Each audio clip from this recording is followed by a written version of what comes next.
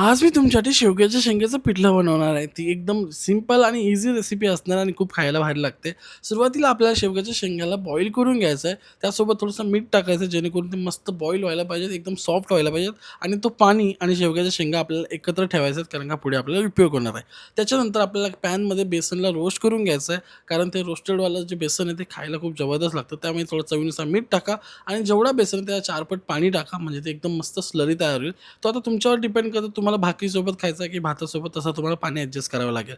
कढईमध्ये आपल्याला तेल गरम करायचं आहे, ज्यामध्ये जिरा मोहरी टाकून तर फडफड करायचं आहे. चिमूटभर टाकायचा हिंग, हळद, गरम मसाला आणि थोडा लाल तिखट टाकायचं. इथे तुम्ही थोडीशी मिरची टाकू शकता तुमच्या स्पायसीनुसार तुम्हाला किती हवं आहे. त्यानंतर याच्यामध्ये ज्या शेंगा ॲड करायच्या पाण्यासकट आणि त्या मस्त एक उकळ येईपर्यंत ठेवायचं आहे. मग याच्यामध्ये तो बेसन ॲड करायचा जो आपण स्लरी करून घेतला होता आणि याच्यामध्ये टाकल्या मिक्स करून घ्या कारण का ते लगेच घट्ट व्हायला सुरुवात होईल. आता तुमच्यावरती तुम्हाला किती जाडसर हवा आहे, किती पातळ हवा आहे कारण की मी भातासोबत खातोय. थोडा जाडसर करून घेतोय आणि थोडा स्लरी ठेवणार आहे मजेदारवाला. खूप टेस्टी बनतं एकदम नक्की ट्राय करून बघा.